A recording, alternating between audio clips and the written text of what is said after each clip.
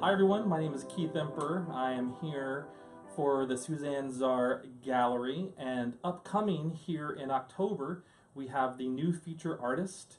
We are in her home, in her beautiful home with this amazing artwork around us. I'd like to introduce you to Lucia Neagu. Lucia, thank you for having us here. Yeah.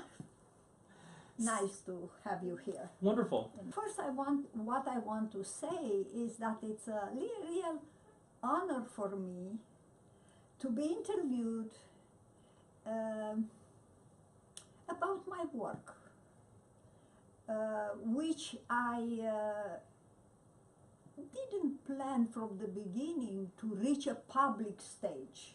I thought it's my intimate dialogue with painting, an activity which I really love.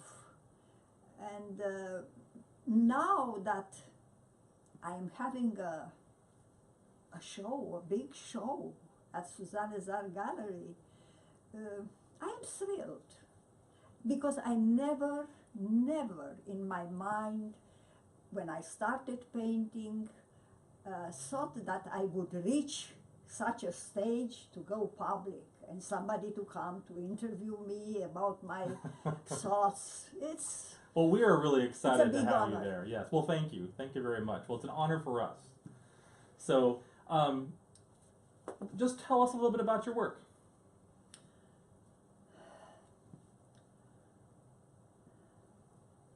I think my work really represents who I am. When I started wanting to paint, I didn't know exactly what I will do, what I will paint, what kind of painting I will do. It all happened in a very natural way, and I grew step by step from simple to more complex, and from little love to big love. It's interesting for myself because when I started painting, I wanted to understand, to learn myself. What is inside myself which wants to go out? And let me just interrupt. How long ago did you start to paint? I started to paint in 2006. Okay, so not that long ago. At 70 years old. What was interesting in it is that for the first time I was independent, moving to the, after my husband died, moving to the States to be close to my kids, and feeling that I start a new phase of my life. Yes. Which eventually has to offer me a lot. When you were kind of thinking about starting this new phase in your life, what was your feeling? Did you have a feeling of apprehension, of excitement? Where was your life going? I didn't know. Okay. I didn't know, but I had the feeling that a huge door was opening to me. And the only problem is how to make it work for me, how to make it relevant to me, and not to waste time. I was very concerned about my short time left. And now, after 12 years, which 10 years was of continuous painting and 2 last years of some writing, I am surprised and happy. Well, from what I can see, I think you have more than 12 more years in you, so... not sure. Well, Yeah, not sure. You know, nothing is perfect. And I know that I must prepare myself for any scenario in front of me. But I am happy. nice. And if I would to live now, no regrets, because I made the best of my time after I decided to be the master of myself. Yes, wonderful. Talk to me about going to buy pastels and doing your watercolors. At the beginning, I didn't know what to do, what kind of work. I knew that must be a creative work, something which will envelop me and make me happy. Even I thought maybe pastel would work for me. I didn't know what. One Sunday, I believe, I went to Daniel Smith to buy pastels, thinking that this is what I need. At that time, it was about to begin a free hands-on demo watercolor on Yupo. I didn't know what Yupo is, even didn't touch the watercolor. But I said, okay, I will attend. I went there and I discovered something I didn't expect to know. In front of the white Yupo paper, it actually is not paper, it's a kind of plastic. When I took the color and put it on the white paper and saw the color mingling and moving, something happened. I felt the emotion. I was trembling of pleasure, of seeing color and seeing that I can direct with my brush the direction and even express something. I was totally taken by that. And when I came home, on my lap, I did another painting. Just to prove myself that this wasn't something odd, but this is something I can handle. It was magic. Well, you showed me those paintings, and I mean they're amazing. I mean, you had never done any watercolor before then. No. This is what I found amazing by the art that you created.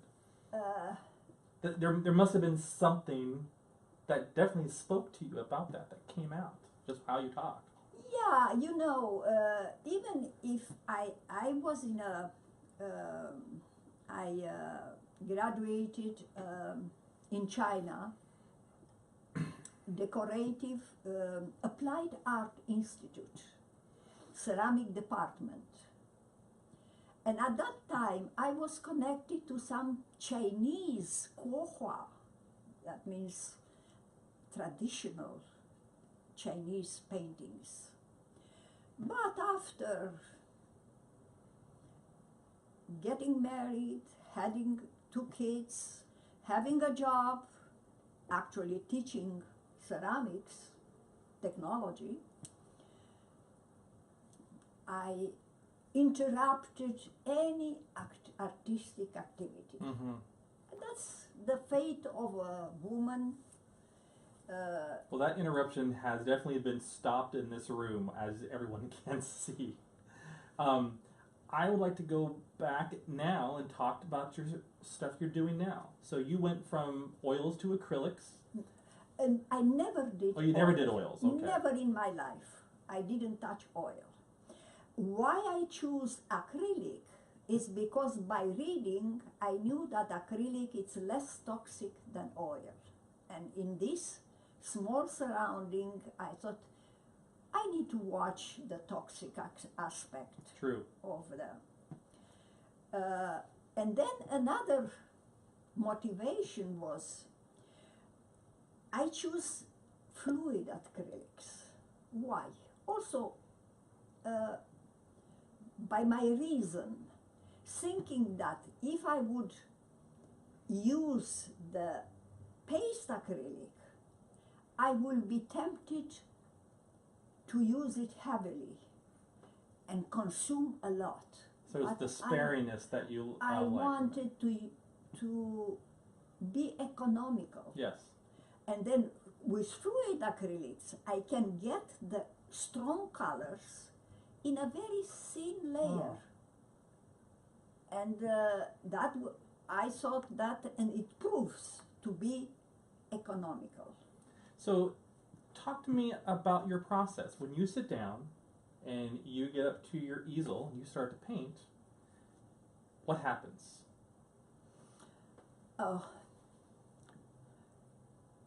At the beginning, almost always, I am a little bit tense, unsure, trying to break the empty white canvas with something of relevance to me, which will bring me to next steps.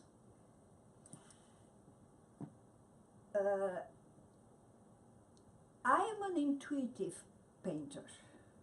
I don't make sketches. I tried them. Right. I tried them. And you Because said that you're intuitive, you said. Yes. I decided when I started painting to do it my way, but the right way. Mm-hmm. Not skipping steps, but doing solidly and step by step accumulating knowledge which I didn't have, I lack. And with my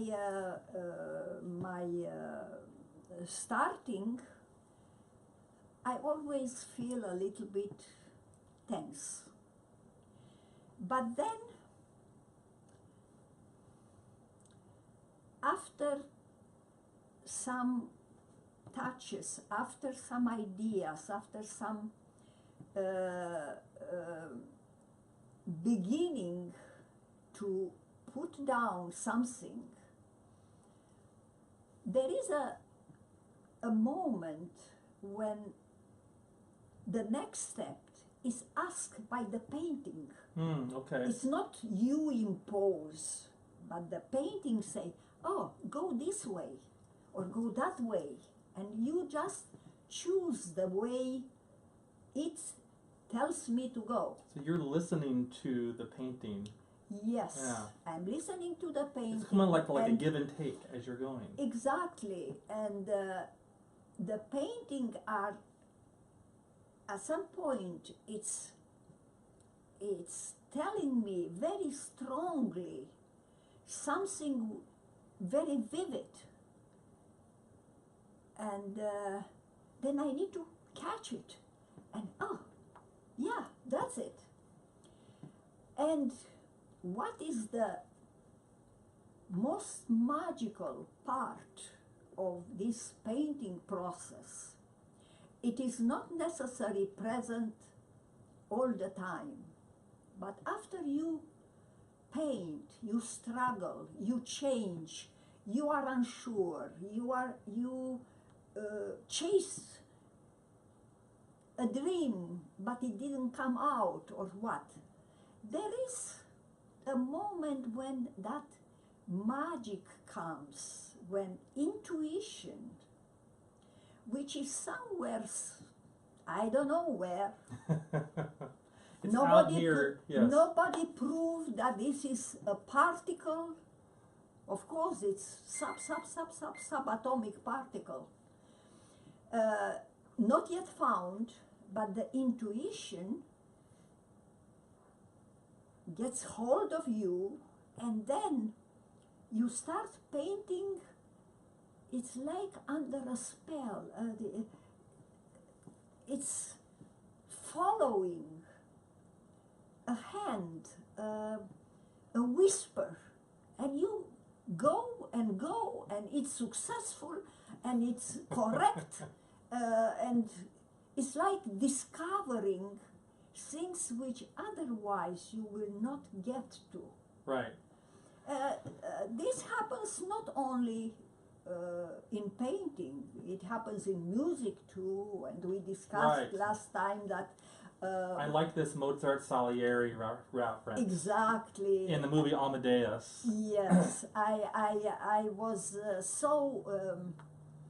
impressed that this is common to creative people, to get messages out of nowhere. Yeah. And like in Mozart case, Salieri, another well-known composer, looking at the Mozart's manuscript of his musical writing, he was totally impressed. He was mesmerized. There were no changes, no erasures. No erasers, Yeah. no modification.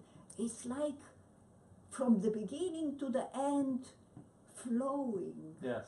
When we talk about your art, it reminds me of a quote from the famous jazz musician Miles Davis speaking to the jazz musician Keith Jarrett, who plays piano. Miles asks Keith, how do you create music out of nothing? You know, because Keith was such a great improviser, and he was so impressed. Miles was so impressed with that because it was such an improvisatorial art form. And when you talk to me about your art, that's what I think about. I think about this improvising, this improvisation. It's improvisation. And going from one stroke to the next, and how you're listening to your band is your brush. your brush and what's in front of you, and you're listening to that like a jazz musician's listening to his quartet. Exactly. And so that really struck me. Yeah, that's the magic. That's the magic, and I think all creative artists know about. Yeah. They felt it, and they are very grateful that it exists. Yeah. It pushes them forward. And that's why they do what they do. That's Exactly. Why, yeah. It's addictive. It is. It really is. It's addictive. Well, I think that we're going to leave it there, and you can just see the prolific art we have in your apartment here, your studio, and we're so excited to have you at Suzanne Zara's gallery in 2 weeks or less, I believe. Yeah. So thank you again so much for having us in your home. We really appreciate your hospitality and welcoming us. Oh, I'm happy. Good. You know, I am happy as a painter. I'm happy as having a show, having you here. I'm a very happy person. I'm sure you probably have a lot of people coming as well. Yes, I don't have many friends now because I'm still Romanian. Right. My friends are there, but I have my hiking friends, my jazzercise friends, and they all promise to come. Oh, and that was a few things that we didn't get into, which maybe we'll have to do that in a follow-up very soon. So, first Friday this coming at the SZ Gallery, right down the street from your house. We look forward to seeing everyone there. Thank you so much. Thank you, Lucia. Thank you.